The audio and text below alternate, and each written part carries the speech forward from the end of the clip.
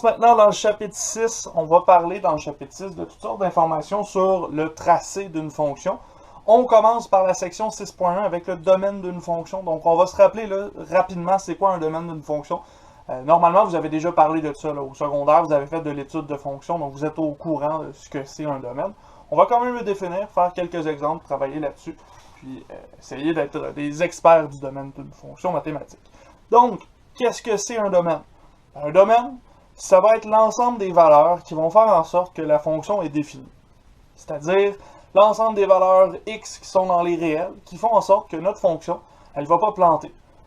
Entre autres, on ne divisera pas par 0, on n'aura pas de racine paire de nombres négatifs, on n'aura pas de nombres négatifs ou nuls dans un ln, des choses comme ça. On va respecter les restrictions que nos fonctions mathématiques peuvent posséder avec ces domaines-là. On donne un exemple ici pour commencer. Premier exemple, notre fonction, c'est une fonction rationnelle, 3x moins 1 sur 2x au carré plus 3. On cherche ici les valeurs de x qui vont faire en sorte que la fonction n'est pas définie. Dans ce cas-ci, comme c'est une fonction rationnelle, f de x n'est pas définie si 2x carré plus 3 égale à 0. C'est la seule situation qui va faire en sorte que notre fonction rationnelle va planter, c'est lorsqu'on va diviser par 0. Dans ce cas-ci, si on essaie de résoudre cette équation-là, on obtient 2x carré qui est égal à moins 3. Et ça ici, ça nous indique qu'on a un nombre au carré, donc un nombre positif, qui est égal à un nombre négatif. Ici, c'est impossible. Donc, f de x est défini. F de x est défini sur les réels au complet, parce qu'il n'y a aucune valeur de x qui font en sorte qu'on annule le dénominateur, aucune valeur qui fait en sorte que la fonction va planter. On peut donc dire que le domaine de la fonction f va être égal à les réels au complet, sans restriction, parce que notre fonction n'admet aucun problème au dénominateur. Ceci étant dit, rappelez-vous donc comment le faire. Je vous laisse un petit exemple ici. Question claire 6.1. Faites ça sur un bout de papier juste pour vous rappeler qu'est-ce que vous allez chercher. Un autre exemple de fonction rationnelle. Je vous laisse travailler là-dessus. On voit dans un instant qu'est-ce que c'est. Donc faites pause, puis on se revoit après la pause. Donc, moins 3 sur x moins 5. Une autre fonction rationnelle. Pardon. Une autre fonction rationnelle. Donc dans ce cas-ci, je dois chercher les valeurs qui font en sorte que f de x n'est pas défini. Dans ce cas-ci, f de x n'est pas défini, encore une fois, si son dénominateur est égal à 0. Et ici, x moins 5 égale 0.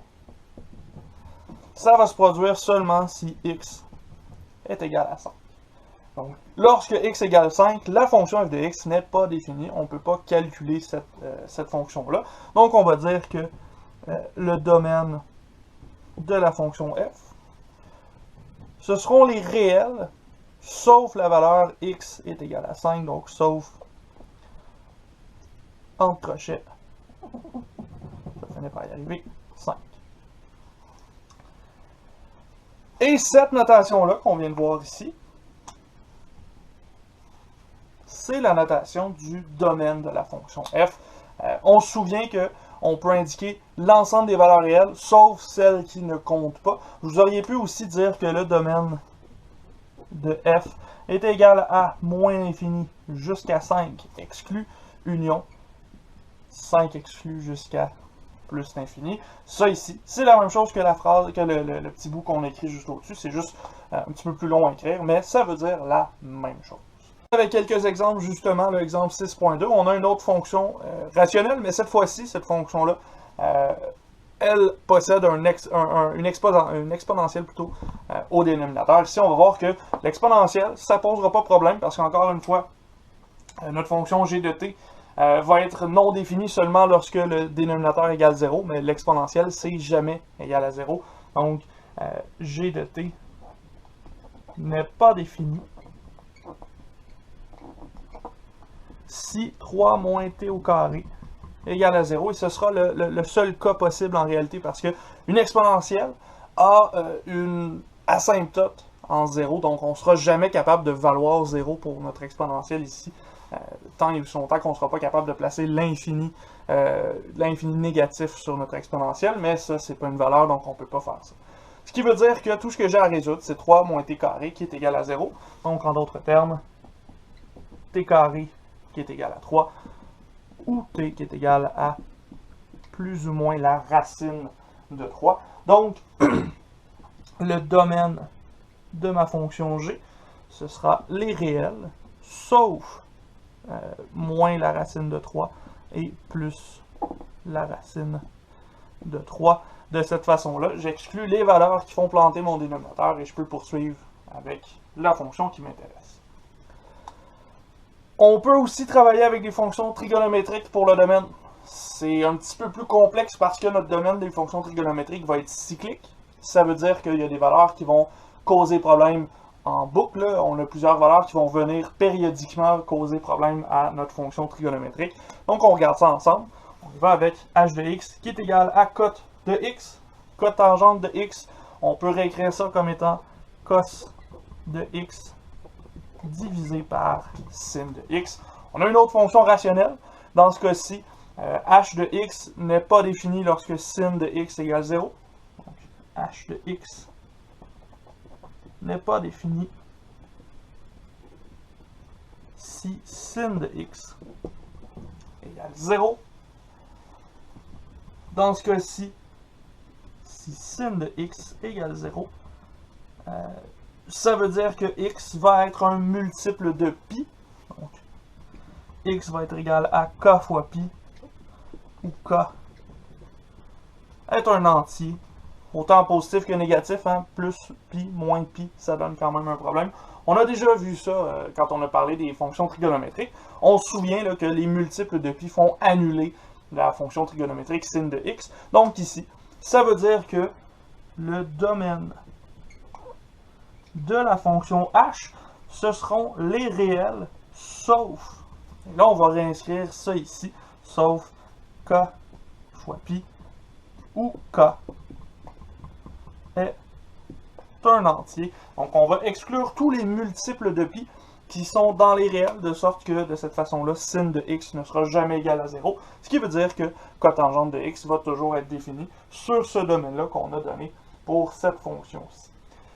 Il y a une autre notation pour la petite écriture qu'on a ici, c'est celle qu'on vous présente dans le manuel. Moi, j'écris où k est élément des entiers, juste pour que ce soit très clair, mais vous pouvez utiliser aussi les réels, sauf copie, tel que, avec une barre verticale, tel que k est élément des entiers. C'est très semblable parce que j'ai écrit la différence, c'est qu'on prend une barre verticale plutôt que le ou, qui nous indique que c'est ce qui se passe pour le k.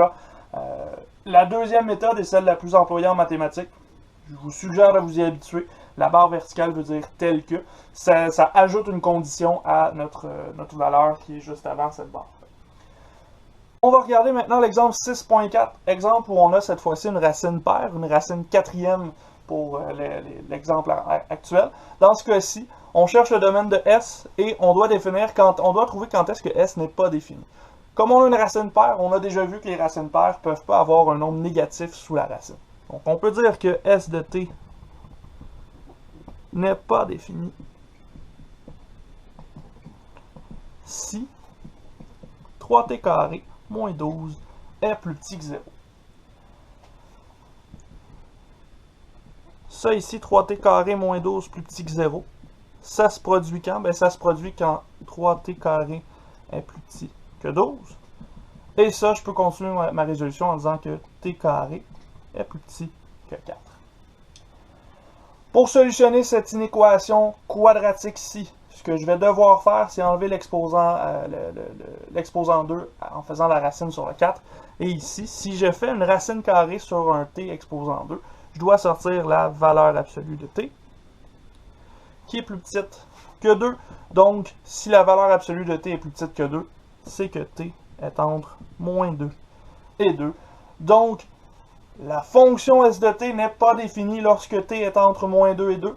ça veut dire que le domaine de S, ce sera les réels, sauf cet ensemble-ci, donc sauf moins 2 jusqu'à 2, ouvert ici à cause des inégalités strictes dans ce cas-ci.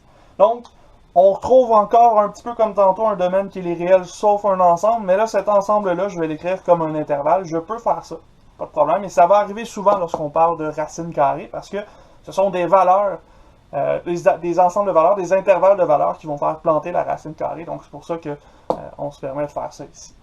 Dans le manuel, on vous suggère d'utiliser le tableau des signes pour solutionner ce problème-là. Moi, je pense que vous êtes amplement capable de solutionner des inéquations avec des quadratiques comme ça. Il faut juste pas oublier sa valeur absolue et le reste du problème va se faire comme ça. Donc, vous êtes capable de vous en sortir sans le tableau des valeurs, sans le tableau des signes plutôt, dans ce cas-ci. Ceci étant dit, comme je ne fais pas le tableau des signes, on va sauter la question de classe 6.2. Je vous laisse l'essayer si vous en avez vraiment envie. Et la solution est quand même sur le portail, mais moi, je ne la fais pas avec vous. Je trouve que c'est pas si important que ça, étant donné que je n'utilise pas ce tableau-là. On va plutôt passer à l'exemple 6.5. Dernier exemple de cette vidéo-ci, dernier exemple de la section 6.1. Ici, on a une fonction transcendante logarithme. Un logarithme, ça peut poser problème lorsqu'on cherche le domaine, parce que la fonction logarithmique n'est pas définie sur l'ensemble des réels. En réalité, le logarithme est défini pour toutes les valeurs qui sont strictement plus grandes que 0. En d'autres termes, f de x n'est pas défini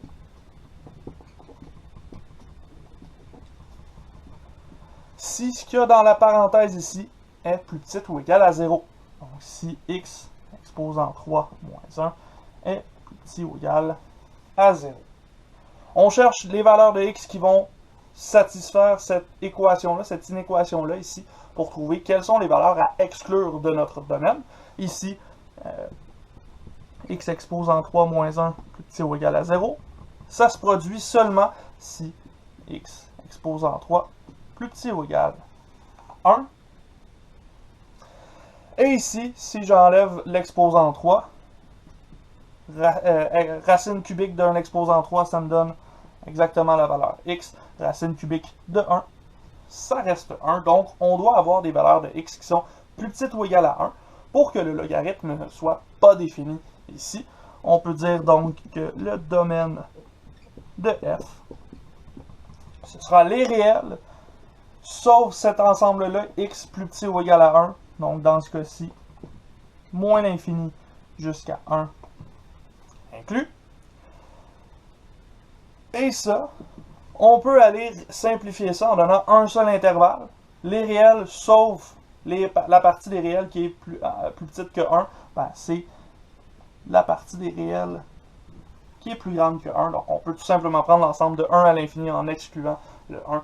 Et il n'y aura pas de problème avec notre ensemble. C'est équivalent à ce qu'on a écrit juste avant pour la restriction du domaine. Ceci étant dit, on vient de voir plusieurs exemples de domaines. Normalement, ça a comme but de vous faire un rappel rapide là, sur le domaine. C'est très court, le domaine. C'est pas très long. Vous êtes supposé avoir déjà fait ça de toute façon. Donc, vous êtes amplement en mesure de faire ces exercices-là à partir de ce que vous avez vu au secondaire. Ce que ça veut dire maintenant, c'est que vous pouvez essayer les exercices 6.1 en bas de la page 323. Vous avez 5 fonctions pour lesquelles vous devez trouver le domaine. Les solutions sont sur le portail. N'hésitez pas à me contacter si ça ne fonctionne pas, ça va me faire plaisir de vous aider. Pour l'instant, on passe à la prochaine partie, donc on se revoit dans une prochaine vidéo avec la section 6.2. Section 6.2 où on va parler des asymptotes à la courbe décrite par une fonction, donc asymptote verticale, horizontale et oblique dans la prochaine section.